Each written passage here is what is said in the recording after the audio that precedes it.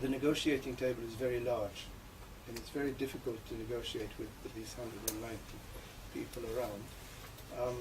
This is partly due to the grouping of developing countries in the so-called Group of 77, which had great historical sense in 1964 when it was founded, perhaps a little less so now. There's a lot of shared history in that Group of 77, being on the wrong end of the stick for a long time, and that shared history takes time to die. There was a famous Chinese delegate, Professor Zhong, God rest his soul, who would wave the convention and say, China will always be a developing country.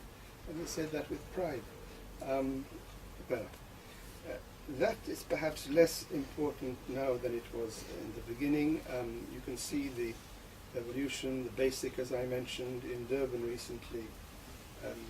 Island countries, least developed countries, were still coalescing with EU and others who wanted to move. So there's some movement there.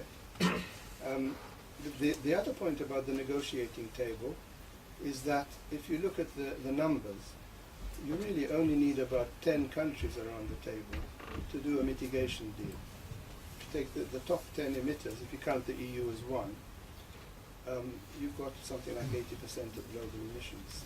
And so there's this argument that maybe the deal should be done in that smaller group, in which I see some sense. On the other hand, if you do that, there's the risk of a less ambitious than possible deal. And there's, if you like, a lack of legitimacy, which would come from anything those 10 do being presented to the broader group in the convention.